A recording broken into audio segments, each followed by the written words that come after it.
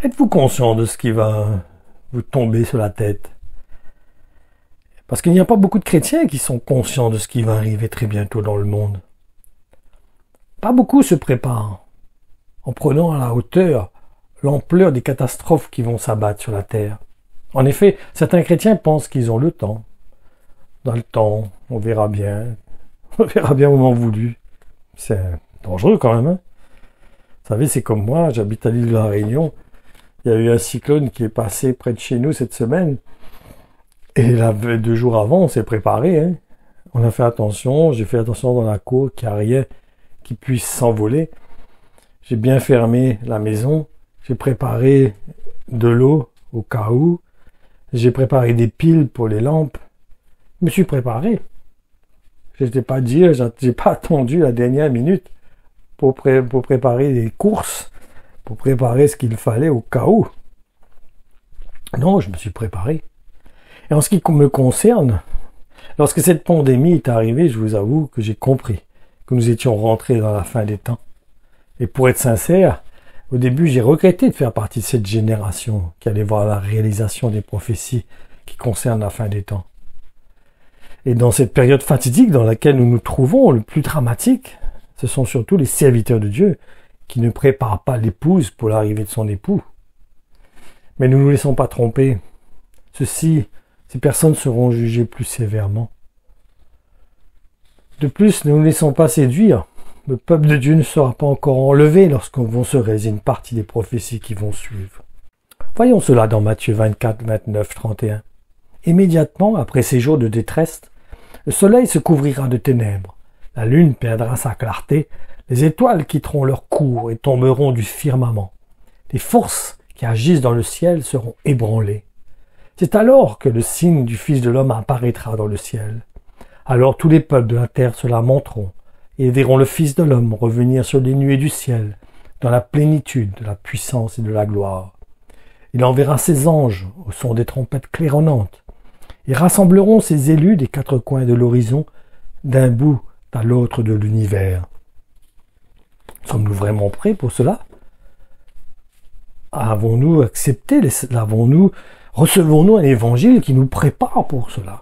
C'est ça surtout. Est-ce que l'évangile que nous entendons nous emmène à nous préparer pour cela?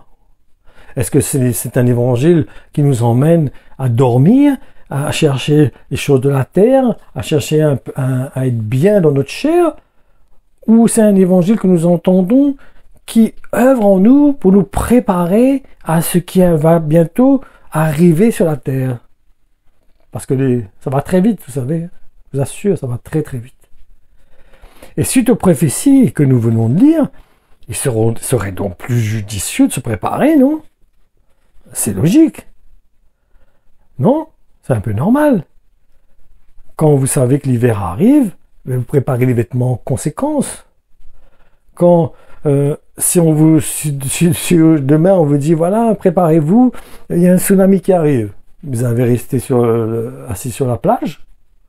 Non, vous allez vous lever, vous allez vous mettre en protection, dans un endroit où vous serez en protection. Il faut savoir que l'Antéchrist aura tellement monté la tête de la population mondiale qu'une grande majorité d'entre elles feront la guerre aux véritables chrétiens. C'est prophétisé. Et ce qu'ils subiront viendra de ce qu'ils n'auront pas voulu se soumettre à ce que le gouvernement mondial aura mis en place, au travers, premièrement, d'une religion commune, et second, dans le fait qu'il va imposer une marque sur le monde, sur tout être humain. Et cela se passera un peu de la même façon qu'a agi ce gouvernement actuel envers ceux qui n'ont pas accepté le vaccin. Ils montreront la tête de tout le monde pour emmener une condamnation sur ceux qui n'accepteront pas ce qu'ils vont mettre en place. Et c'est cela qui va emmener la plupart de même nos familles, nos proches, à nous faire la guerre. Ils vont nous mettre dans une condamnation sur un jugement. C'est ce qui est arrivé pour le vaccin. Ils ont mis tous ceux qui n'ont pas voulu vacciner sous une condamnation, sur un jugement de se dire, si le corona existe, s'il s'amplifie, c'est à cause d'eux. Alors qu'on sait très bien que c'est faux. Et entre parenthèses, l'imposition de ce vaccin a été une préparation pour les chrétiens qui cherchent à être conduits par le Saint-Esprit, dans le but de tester leur obéissance. C'était un moyen pour vous, pour moi, en tant que chrétien, de voir si vraiment nous nous préparons, si nous sommes dans une attitude d'obéissance. Est-ce que nous recherchons à être conduits par l'Esprit? Est-ce que nous demandons la volonté de Dieu dans ce qui arrive? C'est déjà entendu dire, oui, mais il faut se soumettre aux autorités. Ben, quand les autorités vont dire de mettre le signe de la bête, ben, il faudra aussi vous vous soumettiez. Hein? Non.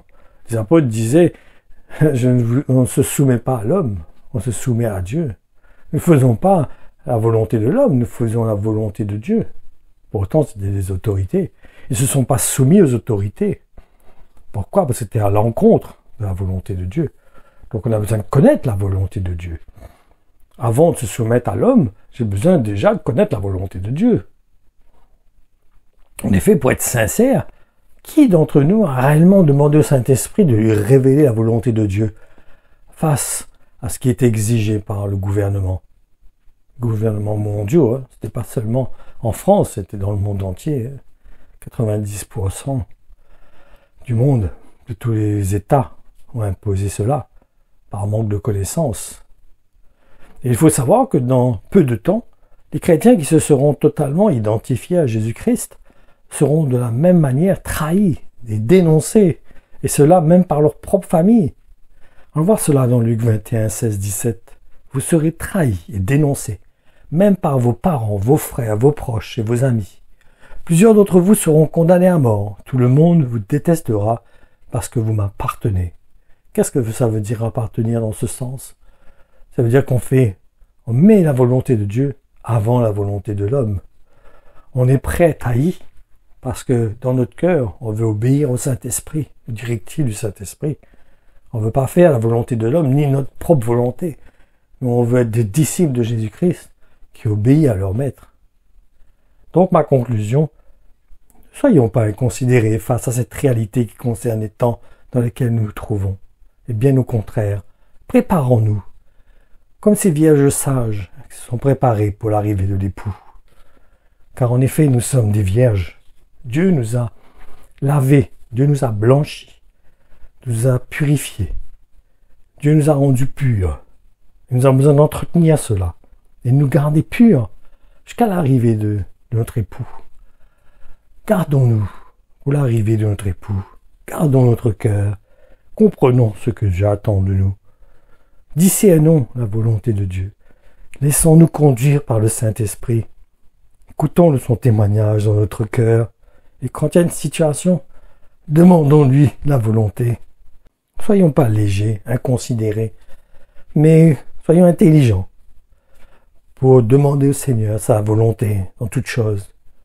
Que nous puissions réellement dire, ce n'est plus moi qui vis, mais c'est Christ qui vit en moi. Je ne prends plus l'initiative, mais je me laisse conduire par l'Esprit de Dieu. Je laisse son témoignage parler à mon cœur et m'emmener dans sa volonté. Voilà, que le Seigneur vous bénisse encore par sa parole qui est puissante, qui nous éclaire, qui nous fait connaître ses plans et ses voies pour nous préparer pour ce qui arrive bientôt, qui pour la destruction de ce monde qui va partir, qui va être détruit par le feu. Soyez bénis, parce que nous, le fait qu'on aura gardé notre cœur pur, le fait qu'on aura laissé l'Esprit de Dieu nous conduire, nous nous retrouverons dans la gloire de Dieu, parce que Dieu nous a aimés et qui nous a mis à part pour son plan qui est parfait. Que le Seigneur vous encourage, vous renouvelle par son Esprit et vous remplisse de sa gloire au nom de Jésus. Amen.